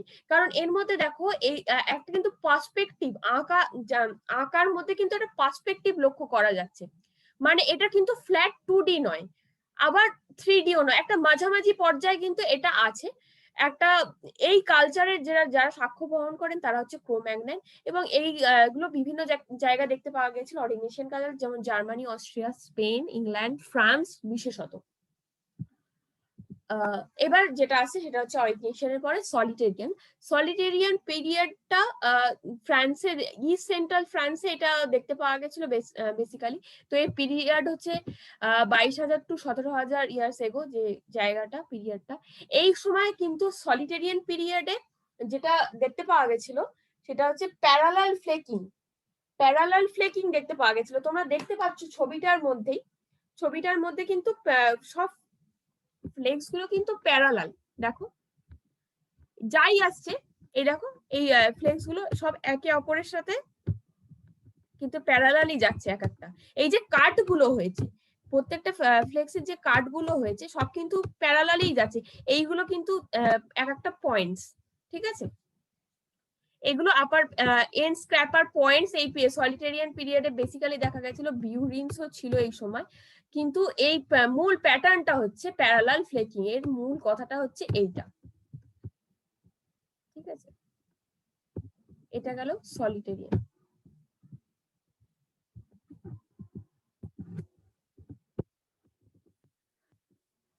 সলিটেরিয়ানের মধ্যেও আবার ডিভিশন আছে, সেটা হচ্ছে প্রোটোটিপিক্যাল আপার সলিটেরিয়ান, এবং প্রত্যেকটার মধ্যে আবার কিছু কিছু পয়েন্টস দেখতে পাওয়া যায়, যেরকম হচ্ছে প্রোটো সলিটেরিয়ানে যেরকম লিপ পয়েন্টস গুলো দেখতে পাওয়া যায়, ক্রুড লেভেলের লিপ পয়েন্টস দেখতে পাওয়া যায়। আর এখানে পারকাশন মেথড ইউজ করা হতো, মানে ঠুকে ঠুকে ওই যে প্যারালাল পয়েন্ট গুলো দেখতে পেলে সেইগুলোকে আর কি করা হতো। আমি তোমাদের একটা এক্সাম্পল দিই, তাহলে বুঝতে সুবিধা হবে। দেখো তোমাদের আমি যে বললাম না, লরেল লিফ পয়েন্ট আর উইলো লিফ পয়েন্ট, ধরো এটা একটা পাতার মতো, লরেল লিফ আর উইলো লিফ একটা যে কোনো একটা পয়েন্ট ধরতে পারো। সেইগুলো কি করা হতো, এই ধরো তার সারফেসের এরকম একটা ব্যাপার। তো এইখানে একটা প্রেসার ফ্লেকিং, এইখানে একটা প্রেসার ফ্লেকিং, এখানে একটা প্রেসার ফ্লেকিং, এখানে একটা প্রেসার ফ্লেকিং, মানে পুরো বিষয়টা খুব পাতার মতো এইভাবে পুরোটা। তো খুব পাতলা হতো জিনিসটা, কিন্তু ভীষণ ওয়ার্কিং এজটা ভীষণ শার্প হতো, এবং এইটা দিয়ে কিন্তু সমস্ত কাট করার যে ব্যাপারটা সেই ব্যাপারটা কিন্তু হতো আর কি। তো এখানে প্যারালাল ফ্লেকিং যেটা আমি আগের পয়েন্টে বললাম, সেটা দেখা যেত, এটা কিন্তু পারকাশন মেথড দিয়ে এটা করা হতো। তো টিপিক্যাল সলিটেরিয়ানের লিপ পয়েন্টস দেখা যেত, সেটুকু আরো বেশি স্কিলফুল হয়ে গেল সেটা। আবার আপার সলিটেরিয়ানে লরেল লিফ যেগুলো তৈরি হলো সেগুলো ছোট হতে শুরু করলো, আরো বেশি নিখুঁত হতে শুরু করলো। এইগুলো হচ্ছে মেন ক্যারেক্টারিস্টিক্স অফ সলিটেরিয়ান যেটা বলছি সেটা। তো এরপর হচ্ছে, না এক সেকেন্ড,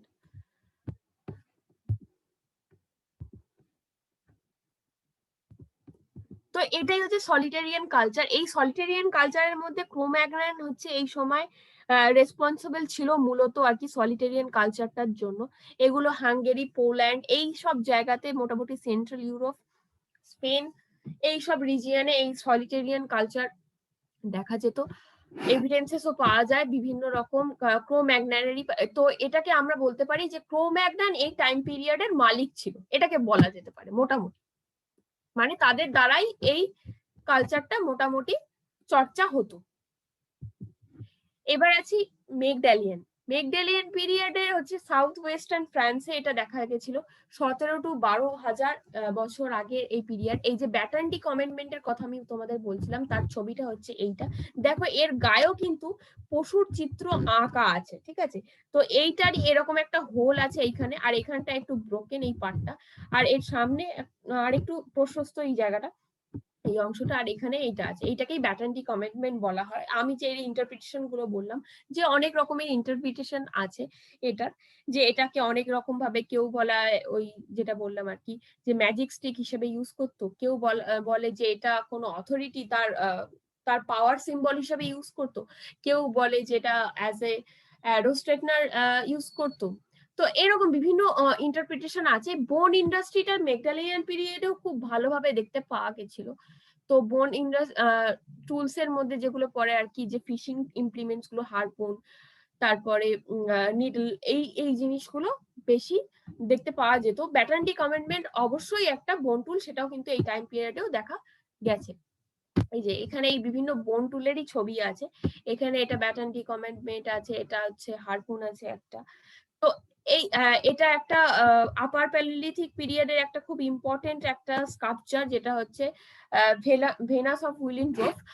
সেটা, এটা নিয়ে আমি পরে আরো ডিটেলসে ডিসকাশন করব, যেটা আপার প্যালিওলিথিক আর্টের মধ্যে খানিকটা পড়ে, কিন্তু এটা স্কাল্পচার বা এটা একটা মোবাইল আর্ট। এটা একটা ছবি। তো এই যে তোমরা চার্টের কথা বলছিলে, মেগডালিয়ান পিরিয়ডে এতগুলো ভাগ আছে, তো এই জন্য এখানে আমি একটা চার্ট ফর্ম করে দিয়েছি, যে কোন টাইমের 0, 1, 2, 3, 4, 5, 6 এই 7টা বিষয় আর কি, কোন সময় কোন টুলটা পাওয়া গেছে, স্টোন টুলটা, কোন সময় কোন বোন টুলটা পাওয়া গেছে। তোমরা ইচ্ছা করলে এত কথা না লিখে মেগডালিয়ান সম্পর্কে কারা এই টাইম পিরিয়ডের মানে ছিল মোটামুটি সেটা লিখে তারপরে এই চার্টটাকে লিখে দিতে পারো, তাহলে তোমাদের আর বেশি এক্সপ্লেন করতে হবে না, টাইমটা সেভ হবে। তো এই যে মেগডালিয়ান পিরিয়ড, এই পিরিয়ডে চ্যান্সেলেট গ্রুপের মানুষরা, তারাই কিন্তু এই পিরিয়ডের কালচারটাকে প্র্যাকটিস করতেন। এবং এটা আপার প্যালিওলিথিক আর্টের একটা খুব ইম্পর্টেন্ট সময়। এই সময় বিভিন্ন রকম আর্টের দিক থেকে খুব উন্নতি হয়েছিল, বিভিন্ন পলিক্রোম পেইন্টিংস এই মেগডালিয়ান পিরিয়ডের পিপলরা কিন্তু কালমিনেট করেছিল, ঠিক আছে। তো এই এই মেইন পয়েন্ট গুলো কিন্তু মেনশন অবশ্যই করে যাবে। তো এইবার চলে আসবো, এতক্ষণ আমি যেটা ডিসকাস করলাম সেটা হচ্ছে আপার প্যালিওলিথিক টুল ট্র্যাডিশনটা ডিটেলসে ডিসকাশন হলো। যখন আপার প্যালিওলিথিক টুল ট্র্যাডিশন সম্পর্কে লিখতে দেবে বা আপার প্যালিওলিথিক সম্পর্কে লিখতে দেবে, তোমাদের অবশ্যই কিন্তু আপার প্যালিওলিথিক কালচার যদি বলে, তাহলে কিন্তু সমস্ত কোন পিরিয়ডে আছে, কি কি ভাগ আছে, কি কি টুল ট্র্যাডিশন আছে, সমস্তটাই কিন্তু মেনশন করতে হবে। এটা কিন্তু বড় মার্কসের কোয়েশ্চেন আসে, যদি আসে তো, ঠিক আছে। এবার যেটা আছে আপার প্যালিওলিথিক আর্ট, এটা একটা অন্য জিনিস সম্পূর্ণ। এটা আলাদা করেই কোয়েশ্চেন আসে, এটা আপার প্যালিওলিথিক কালচারের মধ্যে তোমাদের কোয়েশ্চেন দেবে না, এলে আপার প্যালিওলিথিক আর্ট রিলেটেড কোনো কোয়েশ্চেন বা ছোট শর্ট নোটও আসতে পারে। তো আপার প্যালিওলিথিক প্লিস্টোসিন পিরিয়ডে মোটামুটি দেখতে পাওয়া গেছিল এপকটা, যেটা তোমাদেরকে আমি আগেই বলেছি। তো কোন সময়টা এখানে একটা মেনশন করা আছে, যে কোন সময়টা কোন পেন্টিং এর কালার বেসিক্যালি ইউজ করা হতো, সেইটা একটা মেনশন করা আছে, যে এই পিরিয়ডটায় ইউজ করা হতো হচ্ছে ইয়েলো আর রেড অকার। একটা টাইমের পরে কিন্তু কালারের ভেরিয়েশন দেখতে পাওয়া গেল, যে র কাটের একটা ভেরিয়েশন দেখতে পাওয়া গেল। এটা একটা টাইম পিরিয়ডের উপর ইয়ে করা হচ্ছে, যে কি কি কালারে একটা প্রথমে মনোক্রোম ছিল আপার প্যালিওলিথিক আর্ট, যে শুধু সাদা কালো এরকম একটা ব্যাপার ছিল। তারপরে কিন্তু তার মধ্যে বিভিন্ন রকমের রঙের যত মানে যত দিন যেতে থাকলো, যত ডেভেলপমেন্ট হতে থাকলো, তত রঙের একটা পরিবর্তন দেখতে পাওয়া গেল। তখন সেখানে বিভিন্ন রকম লাল, মূলত লাল, সবুজ, এই তারপরে এরকম যেটা ইয়ে কালার, যেটা কি বলে, যেটা মাটি মাটি রং, যেটাকে বলতে ব্রাউনিশ হালকা, সেই রংগুলো পেন্টিং এর মধ্যে কিন্তু দেখতে পাওয়া গেল আর কি আপার প্যালিওলিথিক পিরিয়ডের টাইম পিরিয়ড। তো তারই একটা রিপ্রেজেন্টেশন হচ্ছে এটা। তো এরপরে হচ্ছে আমি যে পেন্টিংটার কথা বলছিলাম, বাইসন আলতামিরা গুহায়, যেটা মেগডালিয়ান পিরিয়ডে হয়েছিল। এতক্ষণ যে তুমি টুল ট্র্যাডিশন বললাম, তার মধ্যে যে মেগডালিয়ানের কথা বললাম, সেইটা পেন্টিং এর জন্য একটা ভীষণ মানে vital period of upper palaeolithic, যেটা সেই সময় এই ছবিটা কিন্তু আঁকা হয়েছিল। এবং তোমরা এর মধ্যে দেখতে পাচ্ছ এটা কিন্তু মনোক্রোম নয়, এটা পলিক্রোম, এর মধ্যে লাল রঙের একটা জায়গা কিন্তু আছে। আলতামিরা গুহা চিত্র কিন্তু বিশ্ববিখ্যাত, এবং এটা একটা এক্সাম্পল হিসাবে তোমরা সব জায়গায় ইউজ করতে পারবে। আপার প্যালিওলিথিক আর্ট মানে কিন্তু ওতপ্রোতভাবে জড়িত এই এই এক্সাম্পলটা তার সাথে। তো তার আগে এছাড়া বিভিন্ন রকম লোয়ার অস্ট্রিয়াতে এইটা আছে বিয়ার টুথ দিয়ে এই জিনিসটা পাওয়া গেছিল, বিভিন্ন রকম figure, animal sign, anthropometric figures, এগুলো কেভের ওয়ালে কিন্তু আঁকা থাকতো। প্রথমে বললাম যেটা মনোক্রোম ছিল, তারপর ধীরে ধীরে কিন্তু পলিক্রোম আসতে শুরু করলো। এবার আপার প্যালিওলিথিক শুধু পেন্টিং নয়, মিউজিকও কিন্তু দেখা যেত। মিউজিকও কিন্তু পার্ট অফ দ্য কালচার, শুধু পেন্টিং বা স্কাল্পচার এটার মধ্যে সীমাবদ্ধ নয়। তো এই সময় ফ্লুট, হুইসেলস, এইরকম বিভিন্ন যে এভিডেন্স গুলো কিন্তু পাওয়া গেছিল। এখানে তোমরা দেখতে পাচ্ছ যে ফ্লুটের একটা এভিডেন্স পাওয়া গেছে এখানে। আফ্রিকা, আর যেটা এথনো আর্কিওলজি কিন্তু আমাদের এই পুরো ব্যাপারগুলো রিকনস্ট্রাক্ট করতে সাহায্য করে এখনো, যে আফ্রিকান মিউজিক্যাল ইনস্ট্রুমেন্ট উবুরা নাইজেরিয়াতে, সেই যে মাউথ অর্গান, তার যে এভিডেন্সটা আছে, যেটা কন্টেম্পোরারি পিরিয়ড এক্সিস্টিং, সেইটার সাথে কিন্তু এইটার একটা মিল পাওয়া গেছিল। তো সেটা একটা রিকনস্ট্রাক্ট করার চেষ্টা করা হয়েছিল। তো এইটা মিউজিকের একটা evidence of upper palaeolithic period, সেটা তখন থেকেই চলে আসছে। এই যেখানে অরিগনেশিয়ান কালচারের সময় বিভিন্ন ফ্লুটের ছবি আর কি, এটা গ্যাভেটেরিয়ান কালচারের সময় ফ্লুটের ছবি আর কি, মানে কিছু কিছু এভিডেন্সেস যেগুলো পাওয়া গেছিল সেটা। মিউজিকটা জেনারেলি আসে না, এটা আমি বলে রাখলাম। যদি কোনো সময় আপার প্যালিওলিথিক কালচার আসে ব্রড কোয়েশ্চেন, তাহলে তোমাদের স্টকে যেন লেখার মতো জিনিস থাকে, সেই জন্যই আমার এটা অ্যাড করা। কেভ আর্ট হচ্ছে আরো ইম্পর্টেন্ট একটা জায়গা, যে আপার প্যালিওলিথিক আমি যেটা বলছি, যে ওই বাইসন যে ছবিটা, সেটার কথা তো আমি বললামই তোমাদের। এবার ওইটা ছাড়াও আরো বিভিন্ন রকম আর্টের এভিডেন্স কিন্তু পাওয়া গেছে। এখানে তোমরা দেখছো হাতের ছাপ, এই হাতের ছাপ দিয়েও কিন্তু কেভে পেন্টিং করা হতো, এবং সেইটাও একটা পেন্টিং এর প্রসেস আর কি। তো এটাও বুশম্যান পিপলদের মধ্যেও আফ্রিকা, যেটা যে এক্সাম্পলটা এথনো আর্কিওলজিতে দিয়েছি, তাদের মধ্যে কিন্তু এই ট্র্যাডিশনটা এখনো কিছুটা বজায় আছে, এবং এই ধরনের পেন্টিং কিন্তু তাদের মধ্যে দেখা যায়, এবং এটা একটা অ্যাবস্ট্রাক্ট থিঙ্কিংও এর মধ্যে আছে বা দেখতে পাওয়া যেত সেই টাইম পিরিয়ডে।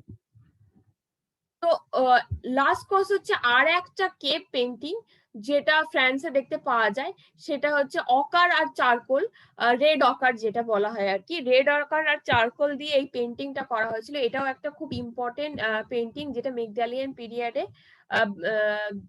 দেখা গেছিল আর কি। তো লাস্ট কজ এটাও একটা তোমরা ইম্পর্টেন্ট এক্সাম্পল হিসেবে ইউজ করতে পারো of upper palaeolithic cave art. Upper palaeolithic cave art লিখতে গেলে কিন্তু এই দুটো এক্সাম্পল খুব ইম্পর্টেন্ট, সেটা হচ্ছে একটা হচ্ছে এই লাসকস আর একটা হচ্ছে আলতামিরা বুল ফিগার যেটা সেটা। আর এছাড়াও বিভিন্ন বিভিন্ন জনের মানে কেভ পেন্টিং সেগুলোর একটা লিস্ট এখানে করা আছে, তোমরা এর মধ্যে যদি একটা থেকে দুটো মনে রাখতে পারো, দুটো তো আমি বারবার মেনশন করে দিলাম, এই ইম্পর্টেন্ট দুটো অবশ্যই মনে রেখো। এছাড়াও তোমরা যদি একটা দুটো কিছু মনে রাখতে চাও এখান থেকে একটা মনে রেখো আর কি। এই 17টা এখানে মোটামুটি নাম দেওয়া আছে, যেটা তোমাদের মনে রাখতে সুবিধা হয় সেরকমই একটা কিছু রেখো। তার মধ্যে একটা টাইম রেঞ্জও দেয়া আছে যে কোন সময় থেকে কোন সময়ের মধ্যে এটা ছিল। এছাড়াও হচ্ছে এই আর এক টাইপের যে এখানে এক্সপেরিমেন্ট করেছিলেন আর কি একজন আর্কিওলজিস্ট, যে এটাকে রিকনস্ট্রাক্ট করার চেষ্টা করেছিলেন। তিনি নিজে এই এক্সপেরিমেন্টটা করেছিলেন, তিনি বিভিন্ন কেমিক্যাল দিয়ে মানে কেমিক্যাল ইউজ না করে তিনি বিভিন্ন এমনি এক্সপেরিমেন্ট করার জন্য বিভিন্ন যে ন্যাচারাল মেটেরিয়ালস গুলো সেইগুলো দিয়ে কিন্তু এই ফিগারেজটা তৈরি করেছিলেন। এবং সেই প্রিহিস্টরিক পিরিয়ডে বা আপার প্যালিওলিথিক পিরিয়ডে মানুষের থট প্রসেসটা বা অ্যাবস্ট্রাক্টনেসটাকে তিনি রিকনস্ট্রাক্ট করার জন্য তিনি এই এক্সপেরিমেন্টটা করেছিলেন। এবার আসি পোর্টেবল আর্ট। পোর্টেবল আর্ট আপার প্যালিওলিথিকের আরো একটা ভীষণ ইম্পর্টেন্ট জায়গা, কারণ তারা একটা বললাম যেটা কেভ আর্ট, আর একটা হয় portable art or mobile art, যেটাকে নিয়ে মুভ করা যায়, এক জায়গা থেকে আরেক জায়গায় মুভ করা যায়, সেটাকেই বলে মোবাইল আর্ট বা পোর্টেবল আর্ট। এই সময় কিন্তু আপার প্যালিওলিথিক পিরিয়ডে এই পোর্টেবল আর্টের ভীষণ রকম ডেভেলপমেন্ট দেখতে পাওয়া গেছিল এবং ওয়াইড ভ্যারাইটি ছিল। যে আমি ভেনাসটার কথা বললাম, ভেনাস অফ উইলিনড্রপ, সেটা কিন্তু ওই একটা নয়, ভেনাসের অনেক রকম ফিগারেজ পাওয়া গেছিল। এটাও দেখো লাসেলস এর একটা ভেনাসের ফিগারেজ, যেটা এনগ্রেভড হয়েছে একটা স্টোনের উপর। এটা একটা, এখানে একটা বাইসন আছে যেটা মেগডালিয়ান পিরিয়ডে, যেটা ডিয়ার অ্যান্টলার দেওয়া আর কি, লা মেডিলিনিয়া ফ্রান্সে। তো এই এভিডেন্সটা পাওয়া যায়। তো তোমরা দুটো একটা পোর্টেবল আর্ট সম্পর্কে আর কি অনেক সময় শর্ট নোট আসে, সেক্ষেত্রে তোমরা এই জায়গাটা একটু দেখে রেখো আর এই এক্সাম্পল গুলো অবশ্যই মাথায় রেখো। আর ভেনাস অফ উইলিনড্রপ এই এক্সাম্পলটা তো মাথায় রাখবেই আপার প্যালিওলিথিক পোর্টেবল আর্ট হিসেবে। তো এছাড়াও বিভিন্ন রকম যে বিভিন্ন রকম স্ক্রেপিং, তারপর ইনসাইজিং, গ্রুভিং, এই জিনিসগুলো আর কি হয়েছিল সেই সময়, একটা আর্টের পার্ট ছিল।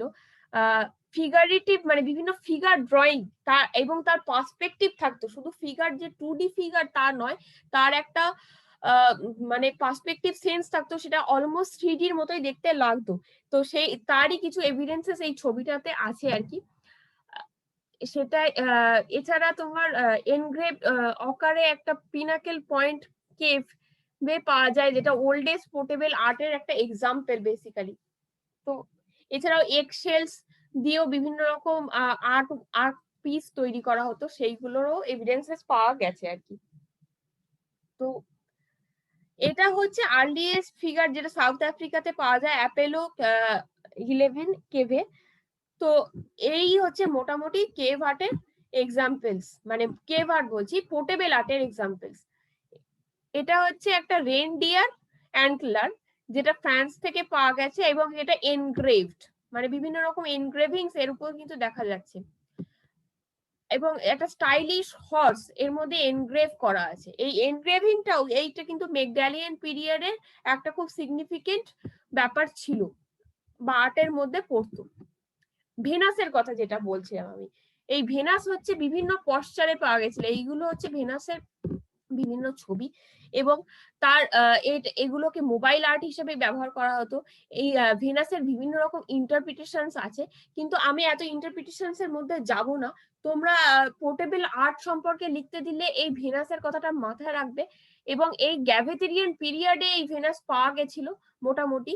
আর কয়েকটা ভেনাসের বিখ্যাত ভেনাসের যে একটা তো ফর্ম পাওয়া যায়নি, অনেকগুলো ফর্ম পাওয়া গেছিল। এটা হচ্ছে ভেনাস অফ উইলিনড্রপ, তার ছবি। তো অনেকগুলো ফর্ম যেগুলো পাওয়া গেছিল তার বিভিন্ন রকম টাইম পিরিয়ড এবং টাইম পিরিয়ডের রেঞ্জটা এবং কোন স্কেলে, মানে অরিগনেশিয়ান না মেগডালিয়ান কোন টুল ট্র্যাডিশনের টাইমে পার্টিকুলারলি এগুলো দেখতে পাওয়া গেছিল, সেইগুলো এখানে মেনশন করা আছে। একটু তোমরা এগুলো পড়বে। এইগুলো এখানে দেখো, এখানে এই ভেনাসের আরো বিভিন্ন ভেরিয়েশনস এখানে দেওয়া রয়েছে। এটা হচ্ছে তার মাথাটা, এটা বডি স্ট্রাকচারটা, এটা আরেকটা ধরনের ভেনাসের বডি স্ট্রাকচার। এই যে এখানে বিভিন্ন ভেনাসের নাম, এজ, লোকেশন এবং মেটেরিয়াল সবটাই মেনশন করা আছে। আমি বলবো ভেনাস অফ উইলিন রক, এইটা কিন্তু এই যে আমি এইটার কথা বলছি, এইটা কিন্তু তোমরা অবশ্যই মনে রাখবে। এই যে ভেনাস অফ উইলিন রক, এই যে এই টাইম পিরিয়ডটা, কোথায় পাওয়া গেছিল, লোকেশন আর কি মেটেরিয়াল, এটা মনে রাখবে। কারণ মোবাইল আর্ট সম্পর্কে বা পোর্টেবল আর্ট সম্পর্কে লিখতে দিলে কিন্তু তোমাকে অবশ্যই এইটা লিখতে হবে আর কি। এছাড়াও তুমি যদি আরো কিছু মনে রাখতে চাও তাহলে এইখান থেকে একটা দুটো আর কি মনে রাখতে পারো। তো মানে সবকটা নাম মনে রাখবার কোনো প্রয়োজন নেই, ঠিক আছে? লিস্ট থেকে যে কোনো দুটো কি তিনটে মনে রাখলেই আর কি যথেষ্ট।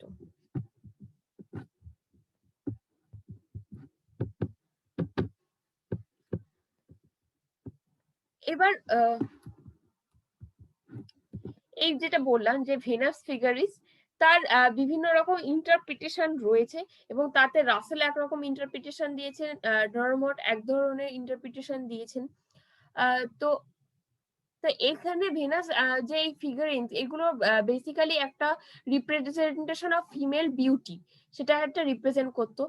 কেউ কেউ আবার বলছেন এটা একটা ফার্টিলিটি সিম্বল, যে ফার্টিলিটি সিম্বল হিসেবে এই ভেনাসটাকে রিপ্রেজেন্ট করা হয়েছে। কেউ আবার বলছে এটা রিলিজিয়াস সিগনিফিকেন্স কিছু বোঝানোর জন্য এটাকে রিপ্রেজেন্ট করা হয়েছে। আবার এটা হতে পারে যে এটা কোনো অ্যানসেস্ট্রাল ইমেজেস কে রিপ্রেজেন্ট করার জন্য এটাকে দেখানো হয়েছে আর কি।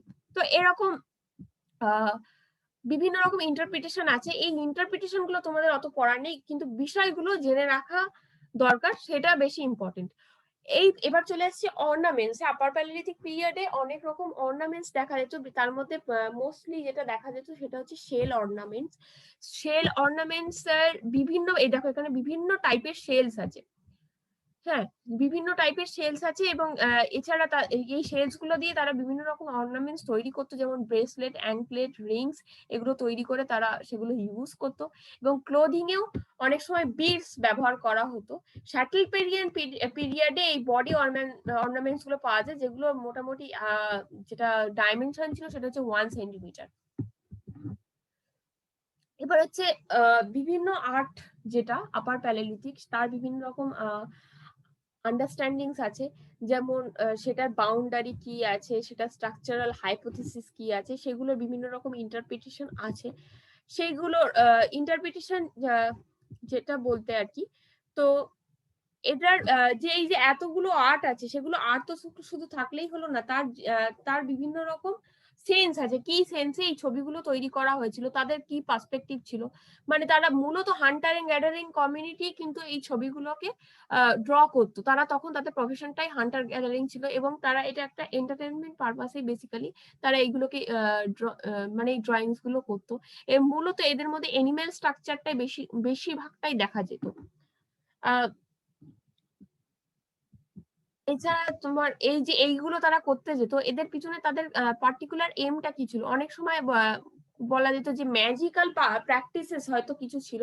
তারা এইগুলো করে কিছু ম্যাজিক্যাল অ্যাক্টিভিটি করে তারপরে হয়তো হান্টিং এ বেরোতো। তাদের হয়তো হান্টিং করলে তাদের হয়তো এতে কোনো একটা হান্টিংটা সাকসেসফুল হবে, এইটা তাদের চিন্তাধারা ছিল। এরকম অনেক ইন্টারপ্রিটেশন দেওয়া হয় যে এটা কিন্তু এথনোগ্রাফিক অ্যানালজি সমস্ত, তোমরা বলছিলে না যে এথনোগ্রাফিক অ্যানালজির এক্সাম্পল, এইটা কিন্তু হান্টিং ম্যাজিক, এটা কিন্তু এই ইন্টারপ্রিটেশনটা কিন্তু এথনোগ্রাফিক অ্যানালজি দ্বারাই ড্র করা হয়েছে। তোমরা কিন্তু এইটাকে এক্সাম্পল হিসেবে ইউজ করতে পারো ওই জায়গাতে। আর শামানিজমও এটা একটা পার্ট এই রক আর্টের। এথনোগ্রাফি ডেটা যেটা লিঙ্ক, এই যে রক আর্ট গুলো দেখতে পাচ্ছ, যে আমি যেটা বললাম যে বিভিন্ন ম্যাজিক্যাল প্র্যাকটিসেস বা রিলিজিয়াস অ্যাক্টিভিটি গুলো করেই তারপর পারফর্ম করেই তারপরে তারা যেত হান্টিং এ। তাতে তারা বিলিভ করতো যে হ্যাঁ, আমার হান্টিং পুরো প্রসেসটা তারা সাকসেসফুল হবে এবং তারা সেই খাবারটা তারা সবাই একসাথে মিলিয়ে খেতে পারবে। তো এইগুলো তাদের বিভিন্ন রকম চিন্তা ভাবনা ছিল। অনেক পার্সোনাল অর্নামেন্টেশনের একটা জায়গা ছিল, যেটা বললাম, যেটা প্রচুর রকমের অর্নামেন্ট তারা ব্যবহার করতো। বাচ্চাদের খেলনাও অনেক সময় অনেক রকম ব্যবহার করতো। এই একটা জায়গা কিন্তু ছিল। তো এই হচ্ছে মোটামুটি আপার প্যালিওলিথিক কালচার। এটা একটা হিউজ টাইম পিরিয়ড এবং এর অনেক রকম ভেরিয়েশন এখানে দেখতে পাওয়া যাচ্ছে। শুধু কালচার টুল ট্র্যাডিশন নেই, তার অর্নামেন্টস আছে, তার স্কাল্পচার আছে, তাদের পেন্টিংস আছে। তো অনেক একটা পোর্শন কিন্তু আপার প্যালিওলিথিকের সাথে জড়িত এবং এটা খুব একটা significant time period of pre history যেটা বলা যেতে পারে আর কি।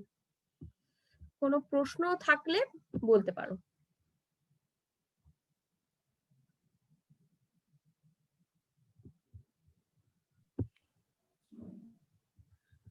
না ম্যাম ঠিক আছে, আর একবার ভিডিওটা দেখতে হবে।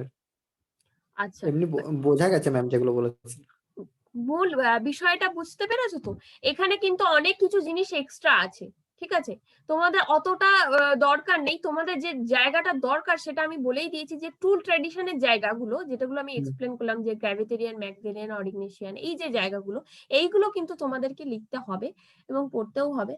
তো এই জায়গাগুলো অবশ্যই মেনশন করবে। আর আপার প্যালিওলিথিক আর্টে এত ইন্টারপ্রিটেশনের জায়গাগুলো দরকার নেই, আমি একটা রেফারেন্স হিসেবে দিয়েছি যাতে তোমরা এগুলো ইউজ করতে পারো এক্সাম্পল হিসেবে বিভিন্ন জায়গাতে অন্য কোয়েশ্চেন্স গুলোর জন্য, ঠিক আছে? ঠিক কিন্তু আছে। কোয়েশ্চেনের স্ট্রাকচার কিন্তু ওটাই হবে, তোমাকে কোন পিরিয়ড মানে ক্রোনোলজিটা প্রথমে লিখতে হবে, তারপরে সেটা কোন এপকের মধ্যে পড়ে সেটাকে লিখতে হবে, সেটা লেখার পর সেখানকার কি কি টুল ট্র্যাডিশন ছিল সেগুলোকে লিখতে হবে। এবং এই পুরো ব্যাপারটায় কারা মানে কারা ছিল, কারা রেসপন্সিবল ছিল, মানে কোন ম্যান, ক্রোম্যাগনান ছিল কি, গ্রিমাল্ডি ম্যান ছিল কি, চ্যান্সেলেট ম্যান ছিল, কে ছিল, সেইটা কিন্তু author of that period should be mention, ঠিক আছে? এইটা হচ্ছে কিন্তু স্ট্রাকচার। তো নূর, কোনো প্রশ্ন আছে? ম্যাম বুঝতে পেরেছি, একটু দেখতে হবে ভিডিওটা, মানে অনেকখানি তো গুলিয়ে যাচ্ছে। না না, নিশ্চয়ই সেটা অনেকটা বড় এটা, কারণ এটা অনেক বড় একটা জিনিস। আমি খুব কম টাইমের মধ্যে তোমাদের পড়াচ্ছি, সেহেতু আমাকে পুরো ব্যাপারটা কভার করতেই হচ্ছে।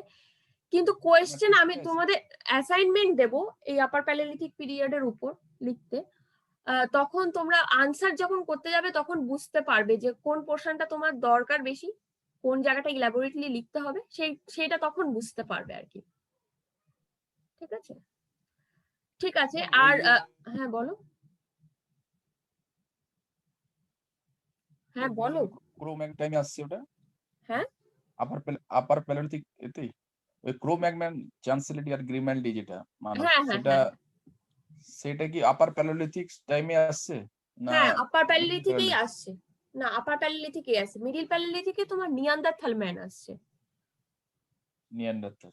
হ্যাঁ, এবার আর নিয়ান্দারথালের টুল মধ্যেই ট্র্যাডিশন কিন্তু, না নিয়ান্দারথালের কিন্তু এক একটা টাইপের মধ্যেই কিন্তু ক্রোম্যাগনান আর কি চ্যান্সেলেট ম্যান এগুলো কিন্তু পড়ে, কারণ এরা প্রোগ্রেসিভ বা ক্লাসিক্যাল নিয়ান্দারথালে এরা আবার ভাগ আছে, সেগুলো আমরা পরে পড়বো আরো, ঠিক আছে? কিন্তু এখানে তোমাদের এই নামগুলো কিন্তু মাথায় রাখতে হবে যে এই কালচারের সাথে আমার এই ম্যানটা রিলেটেড, মানে এ আমার এই কালচারের অথার, ঠিক আছে? তো আজকের জন্য এতটাই, আমি আর বলবো না কারণ ক্লাসটা অলরেডি অনেকটা বড় হয়ে গেছে। তো এবার তোমাদের যদি আর কোনো প্রশ্ন থাকে সেটা তোমরা আজকে করতে পারো। ম্যাম ছোট করে টুল ট্র্যাডিশনটা একটু পরপর বলুন না, মানে কি হ্যাঁ কি বলো, পরপর এসে এক লাইনে বলুন। কোনটা? আপার প্যালিওলিথিক? টুল, হ্যাঁ টুল ট্র্যাডিশনে কি কি পরপর এসেছে নামটা একটু বলুন তো।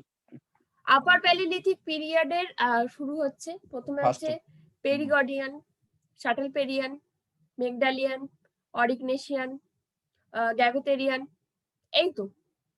এই তো পরপর আসছে। এবার এর মধ্যেও আবার ভাগ আছে, ঠিক আছে? এর মধ্যে যে ভাগগুলো সেগুলো হয়তো কোনোটা হচ্ছে প্রি গ্যাভিটেরিয়ান বা পোস্ট গ্যাভিটেরিয়ান, এইভাবে ভাগ করা আছে। এগুলো তোমাকে কিন্তু মনে রাখতে হবে, এগুলো কিন্তু বোঝার ব্যাপার হ্যাঁ নয়। ম্যাম এটা তোমাদেরকে ঠিক আছে। আমি একটা ভালো ওয়ে বলতে পারি, তোমরা একটা চার্ট করো, ঠিক আছে? তোমরা একটা বড় চার্ট করো যেখানে প্রথমে লোয়ার, মিডিল, আপার, এই তিনটে ভাগে প্রথমে ভাগ করো, অন্য ভাগগুলো যেতে হবে না, ঠিক আছে? ভাগ করে তুমি আপার প্যালিলিথিকটা যেহেতু আজকে পড়ালাম, এবার আপার প্যালিলিথিকের মধ্যে কি কি টুল ট্র্যাডিশন পড়ছে সেইটাকে আপার প্যালিলিথিকটাকে আবার ভাগ করো, এবং সেইগুলো তার মধ্যে আবার কি কি ভাগ করছে সেইখান থেকে একটা ভাগ করো, একটা বড় পেপার নিয়ে বসেই ভাগ করো, ভাগ করে তুমি সেই মানে সেই লেখাটা একটা জায়গায় স্টিক করো। তাহলে কি হবে, তোমার চোখের সামনে থাকবে জিনিসটা, চোখের সামনে থাকলে তুমি এই জিনিসটাকে সহজে লিখতে পারবে, নাহলে কিন্তু এগুলো ভুলে যাবে। ঠিক আছে ঠিক আছে, একটা চার্ট ফর্ম করো আর্কিওলজিতে, নাহলে কিন্তু ভুলে যাওয়ার মানে হিউজ সম্ভাবনা, কারণ এত ইনফরমেশন না এই জায়গাগুলোতে লিখতে পারবে না, আর একটা লিঙ্ক হারিয়ে ফেললে কিন্তু পরেরটাও লিখতে পারবে না। এই নামগুলো মেনশন করলেই কিন্তু ভালো মার্কস পাওয়া যায়, এবং আর কোন পিরিয়ডে কোন টুলটা আর কি টেকনোলজি ইউজ হচ্ছে এইটুকু মেনশন করলেই, মানে একদম ছকে বাঁধা জিনিস মেনশন করলেই তুমি মার্কস পাবে, মার্কস কাটার কোনো জায়গা নেই, কিন্তু ইনফরমেশনটা তোমাকে একদম কারেক্ট দিতে হবে, বানিয়ে তুমি কিছু লিখতে পারবে না। তোমরা ভিডিওটা দেখো আবার, আর আমি এই পিডিএফটাও তো প্রোভাইড করে দেব, সেটাও দেখো, দেখে পুরোটা পড়ো, পড়লে ইনফরমেশন এনাফ আছে, এনাফ। তো এর থেকে আর ছোট করে বলা যায় না, আমি যতটা চেষ্টা করেছি কম্প্রেস করে বলার, তাও ইলাবোরেট হয়ে গেছে আর কি, বুঝতে পারছি, কিন্তু তাও এটাই মনে রাখতে হবে, কিছু করার নেই। ঠিক আছে, বোঝার যদি কোনো প্রবলেম থাকে সেটা কিন্তু অবশ্যই আমায় বলবে। তো যেটা আমি অ্যাসাইনমেন্ট, এবার তোমরা বলো যে অ্যাসাইনমেন্ট কি তোমাদের এই টপিকের উপরেই দেব, নাকি ডেটিং আগে যে টপিক গুলো মানে বাকি আছে ডিউ আছে সেই টপিকের উপর দেবো, কারণ আমি লাস্ট যে অ্যাসাইনমেন্ট দিয়েছি সেটা হচ্ছে এথনো আর্কিওলজি, তারপর আমি ডেটিং এ পরপর পরপর দিন ম্যাডাম, যেগুলো ক্লাসগুলো হয়েছে পরপরই অ্যাসাইনমেন্ট। তাহলে আমি ডেটিং এর অ্যাসাইনমেন্ট দেবো, ডেটিং রিলেটেড কোয়েশ্চেন দেবো, কারণ এই রিলেটেড কোয়েশ্চেন দেবো না, কারণ ডেটিংটা হয়নি দেওয়া, ডেটিং হয়নি, ইন্দাস ভ্যালি কোয়েশ্চেন দেইনি, কোনোটারই দেইনি। ওগুলো দিন ম্যাম। তাহলে আমি দুটো অ্যাসাইনমেন্ট দেবো, ঠিক আছে, দুটো অ্যাসাইনমেন্ট দেবো, একটা ইন্দাস ভ্যালির জন্য দেবো আর একটা হচ্ছে ডেটিং এর জন্য দেবো। সেটা কিন্তু আমাকে তাহলে তোমরা কবে সাবমিট করবে?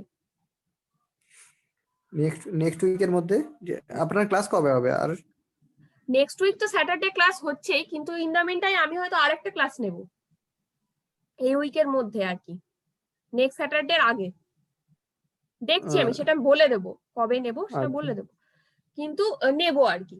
তো তো যেটাই হোক সেটা হচ্ছে, তাহলে কি করব, তাহলে ওই অ্যাসাইনমেন্টটা আমি ডেটিং আর ইন্দাস ভ্যালিরই দিচ্ছি, কিন্তু সাবমিশনটা তোমরা নেক্সট উইক করবে না কবে করবে? নেক্সট উইকই থাক ম্যাম, তারপরে আপনি আবার সেদিন যেটা পড়াবেন আবার দুটো অ্যাসাইনমেন্ট দিলে তো কমপ্লিট হয়ে যাবে, তাহলে তো। আচ্ছা ঠিক আছে, তাহলে ঠিক আছে আমি সেটাই করব, নেক্সট উইকই তোমরা এইটা সাবমিট করো।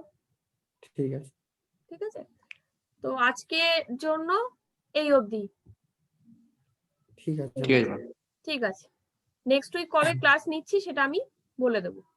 আচ্ছা ঠিক আছে ম্যাম। হুম হুম।